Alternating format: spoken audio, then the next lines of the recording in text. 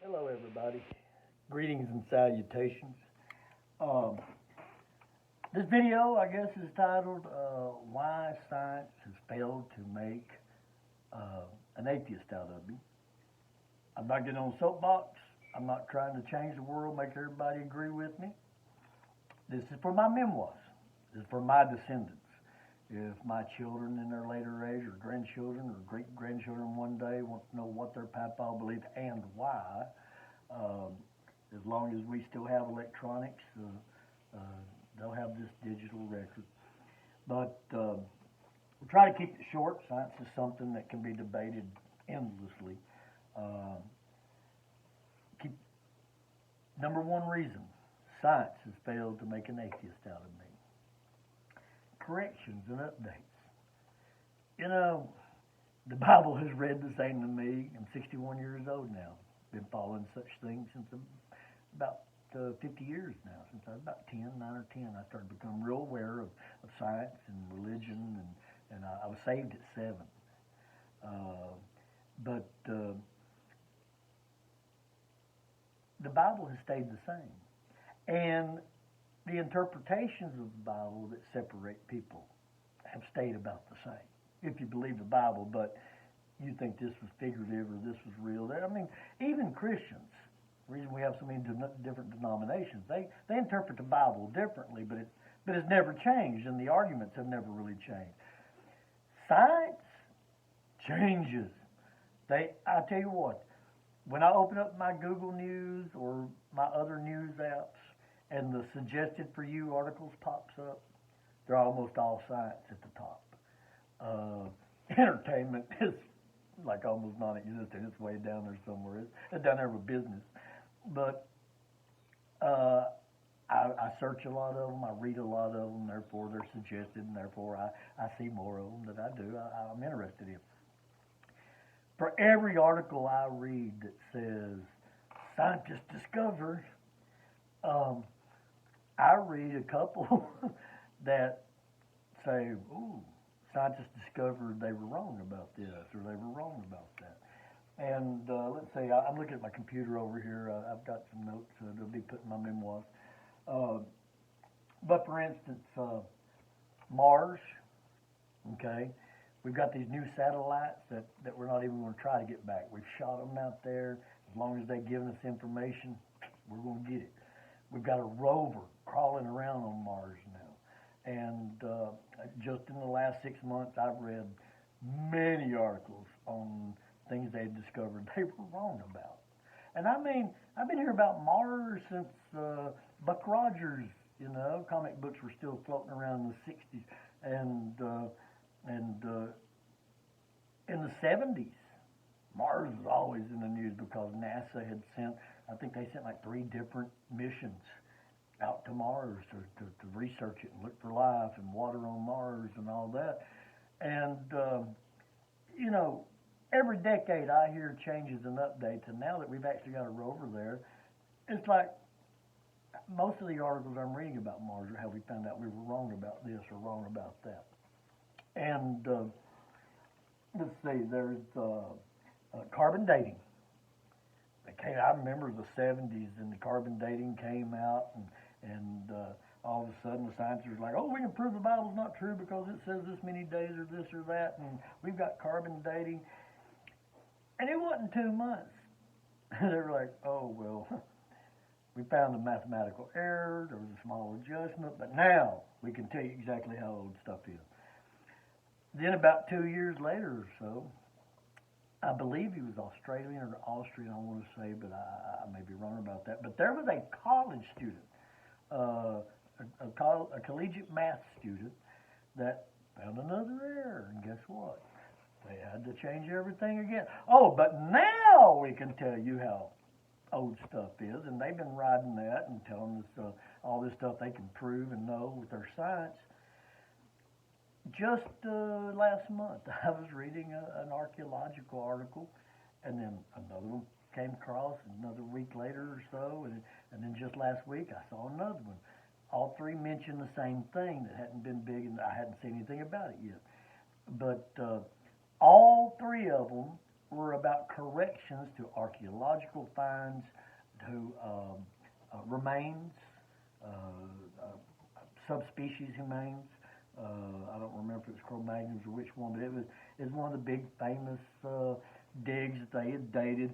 But all of these articles mention that scientists now believe that site to be this many years old because of a new technique in carbon dating. Well, golly, it's been nearly 5 decades since it came out, maybe 5 decades since carbon dating came out. I already remember two changes were made right off the bat a long time ago, and then when I find out they've got a new technique or whatever, and it's all being adjusted again. For scientists that want you to believe how smart they are, how you should trust them and believe whatever they say, they sure correct themselves a lot. Just saying. Dinosaurs. They say now, finding out that these had feathers and not scales, and these were herbivores, not carnivores, and they still learning they was wrong about stuff they thought about dinosaurs. Starbursts. Just an interesting thing on starbursts here. I've heard all these theories around the Big Bang and this and that about how the sun formed and how the solar system formed and therefore the galaxy formed and blah, blah, blah, blah. And with this satellites that they've shot way out into space, they're getting pictures of galaxies they've never had before. We now recognize like a couple hundred thousands of new stars being formed out there, which are going to become new galaxies and solar systems. And scientists were all excited. Hey, we found all these. These are just being born. Man, we're going to study these. We're going to find out how our solar system formed. And they started, of course, observing the easiest ones to find with their telescopes, or the easiest ones to analyze from the largest ones in the photograph and so forth. And they got through a few hundred of them and found out they was all developing different. There was no consensus. I mean, there were some similarities here and there, yes, but none of them gave them a clear picture of absolutely how we're formed. So all the theories they had about the forming of our galaxy and our star and all that they were like have hammered in the past. This is how it happened. Okay. Raising more questions than answer. And that's one of the things I've heard scientific minds complain about the Bible. Well, the Bible creates more questions than it answers. So does science. As a matter of fact, do a little Googling, you'll find out that some very famous scientific names you'll recognize said as much. It's been said that if you're not raising new questions, then you're not doing science right, and you'll recognize that name for sure. It's a very well understood, accepted thing in the scientific community that once they get all the answers, there's nothing else to discover. That kind of out of work, right? That's a factor too. We'll get to that later. Language in the findings, and I'll see the headline. Scientists discover such and such. Just last week, my wife pointed out to me, hey, there's an article that says scientists discovered God. Really? Send me that link. And she did. And I read the 3-page article. Not one mention of discovering God in it. That headline was just overselling to get people to read it, to get it printed, or whatever. But all it was about was that scientists have discovered another galaxy. And we got, there's just no ending to the number of galaxies they've discovered. I think it's like 200 million galaxies we already know exist out there. But they finally found one that's the farthest one they found yet. It's the oldest known galaxy. They're talking about what a baby new galaxy it is. And because it appears to be only 250 million years older than the original event or Big Bang. Some scientists won't even say Big Bang anymore. Most of them will clarify that it's changed. And back to contradictions and changes, we'll talk about the Big Bang in a minute. But overselling with the headline, an article that didn't say anything about discovering God, didn't even mention the God particle. I figured that's where it was headed. Oh, we discovered a galaxy that is still predominantly consists of the God particle or something, but it didn't even mention that. Other things that oversell, language that oversell. When you read, I get so tired of people coming up and telling me, oh, God's not real because scientists discovered this or that. And they're quoting me a headline, then they didn't even read the article. And most of the discoveries, if you actually read the article, got a lot of language to tell you they oversell it. And we'll talk about why they oversell in a minute, but hypothesis. Now, if they use the word hypothesis to say they wanted to prove they started with this hypothesis, not such a bad use of the word. But if they talk about all this information and say scientists have now formed the hypothesis that, extrapolate, language I hear quite often, I hear, if we can assume, fill in the blank, then, well, assuming is not proven, could be, I mean, I see could be in scientific articles, is believed to be, just a little bit of polishing up of could be, stands to reason. Now you're just a little fool of yourself. Researchers, scientists believe and indicates. All right, this indicates. A lot of this language is overselling. I mean, it's fancy ways of saying we guess. Hey, it's a smart guess. We got a lot of information, but we look at this information and we're guessing. We think we're right. Well, that's what most people reading the Bible are doing. They're reading it and taking their best guess and interpreting and hoping they're right, you know. So science isn't that superior to the Bible there. Artist rendition. Man, I'll see. Scientists release new image of so-and-so. And I'll say, oh, wow, they got a picture of that. Oh, that's cool. And I'll go to look at it. And down there in little parentheses, it'll say, artist rendition. Well, that's an artist guess, you know. Contradictions. I hear scientific-minded people all the time say, well, the Bible's too full of contradictions for me to believe it. Really? Look at science. I tell you what, pick any subject in science. You can find somebody don't agree with somebody else, or you can find some kind of contradiction. Quantum and theoretical physics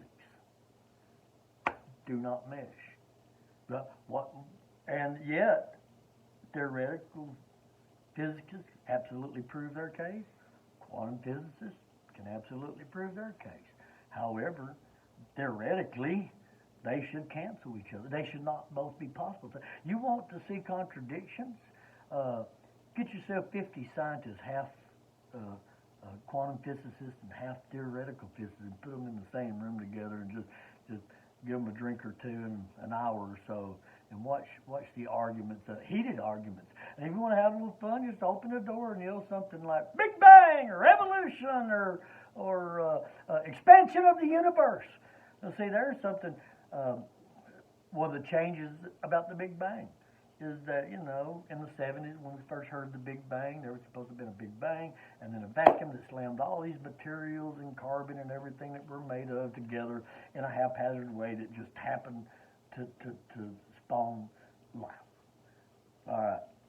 Well, unfortunately, we found out that after whatever event happened, the universe kept expanding. There was never a vacuum. We're still expanding today.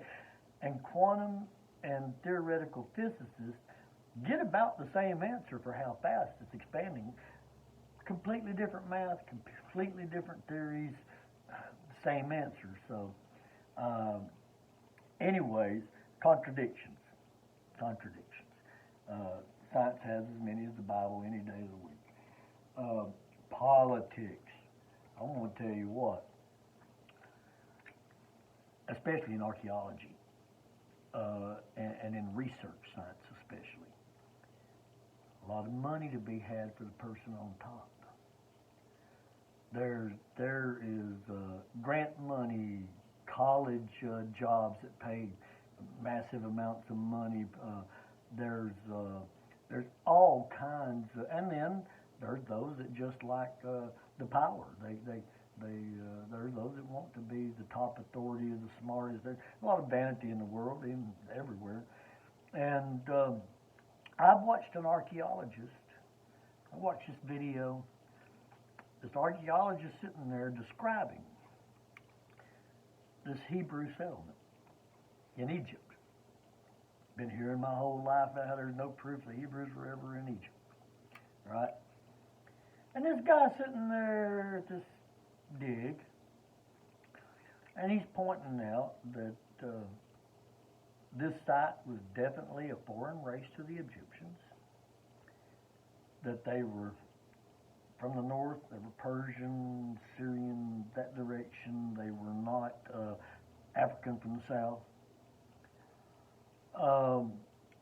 And he points out the communal house, the main communal building that had 12 pillars, like Joshua and his brothers. And there were 12 of them that went down to Egypt in the Bible. And not only that, but there's 12 graves. And they've already, he says, oh, they were herders. These people were herders and Bedouins. They were they roamed, and so he's going on. And not only are there 12 graves there, but there's a reference in the Bible where Joseph says, "Carry my bones back to my home," and the largest of those 12 tombs actually had a dude standing there that was holding the little staff like the Jewish livestock drivers would carry with them in the field, and he was wearing a multicolored coat. There's a statue of somebody wearing a multicolored coat, holding a Hebrew staff, and yet this guy was sitting there. Well, we haven't found any kind of inscriptions or writing or indication that this was actually Hebrew, though. This is, it's a very interesting site, but it by no way proves it. Really? You're going to sit there and give me 12 similarities to the Hebrew people in this site, and yet how, I'm sitting there thinking, why would this guy deny this? And then I just got to thinking about the budget he had for that dig and the job he had, and I researched him a little, and I found out that he is currently considered the premier expert on Egyptian history and has one of the highest paying jobs at the Egyptian University. He has all these books that he's written. Dude, not going to say he's wrong. Because in the archaeological world, once you're wrong, somebody else that proves you wrong or whatever comes out on top. So there's politics, there's money, there's vanity, a lot of other reasons that affect scientific releases. And the same thing happens in the research community. Anything to keep that government grant money coming in. But anyways, the Big Bang, we've talked about a little bit there. Most scientists still use the term Big Bang to notate an event, and yet that event as originally presented to us is changed in many ways over time, and I will say this about the very first time I heard, oh, God didn't create the earth, there was a Big Bang. The first thing I thought of is what the Bible says. It says God spoke, what do you think that sounded like? I mean, you know, evolution. Something everybody, that's a big one. God, people throwing memes at me and throwing evolution out there like, it proves something, and they don't realize talking about people misquoting stuff later that's no longer true, like the Jericho thing. Goodness gracious, these evolution, geneticists and DNA is disproving evolution. I read an article just a month or so ago, further disproving evolution, because part of evolution is about our brains having been larger as apes and then come down as through the different stages of pre-Homo sapien species, and all this stuff, and how the human brain had shrunk over time and adapted and evolved and all.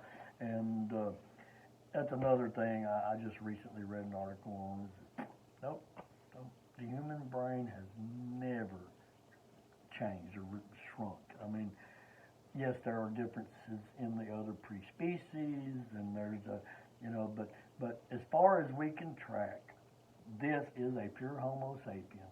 Their brains have been the same, and that's a proven fact now. Until they change it. That's what I'm saying here. The Earth Age.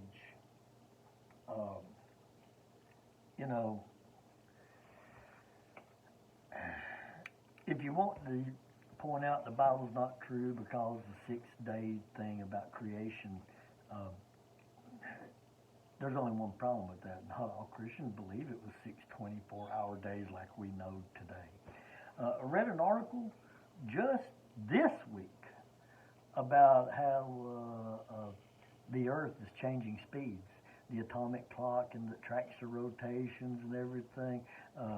The Earth is still changing speeds today. And so who can imagine what it was? In other words, the 24-hour day as we know it today didn't exist at the beginning. And the other thing you have to look at there is the language.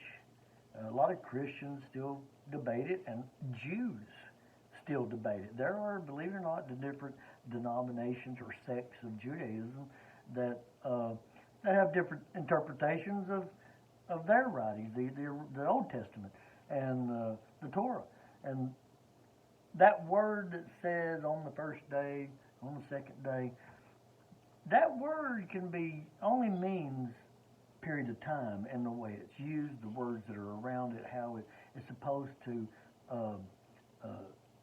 suggest whether it's a year, a month, a day. And there are people that swear that means a day, that means 24 hours. But there's other people that realize, well, that's just the best way men knew how to write it back then, and what a day is to God, I don't know. And there are Christians that accept that. Yeah, we might be 4.5 billion years old. This whole time schedule thing, we may have it completely wrong.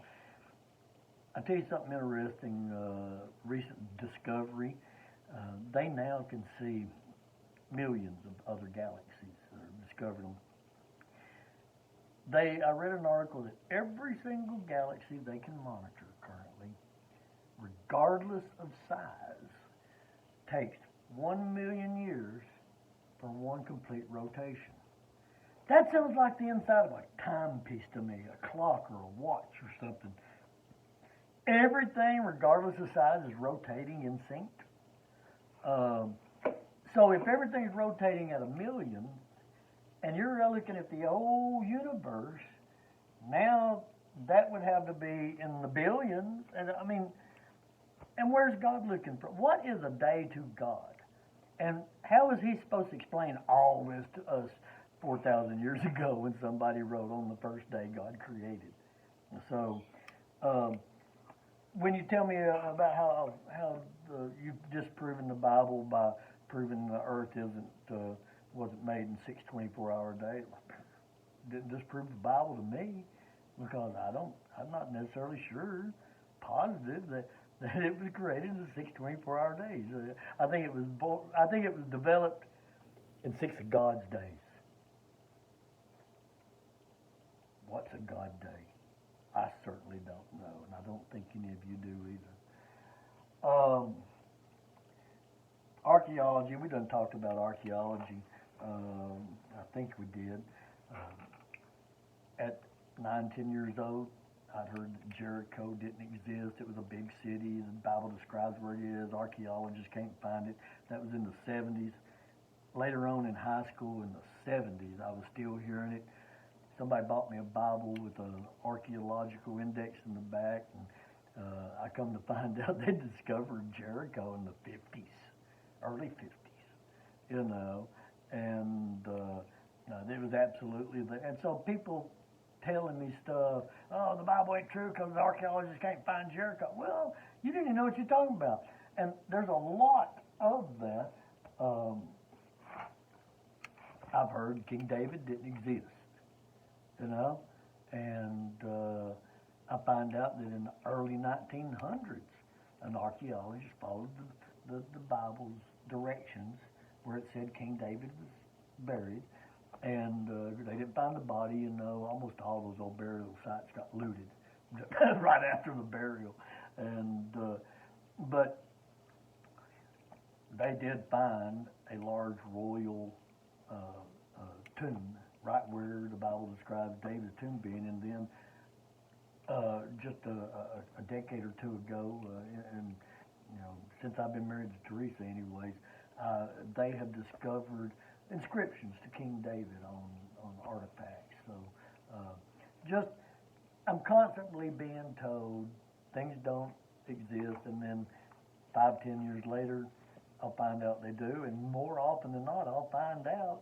that we knew the truth before I was told it was untrue. There was a lot of other cities mentioned in the Old Testament that people say, oh, that don't exist, and they're finding them. They're finding ones that were burned.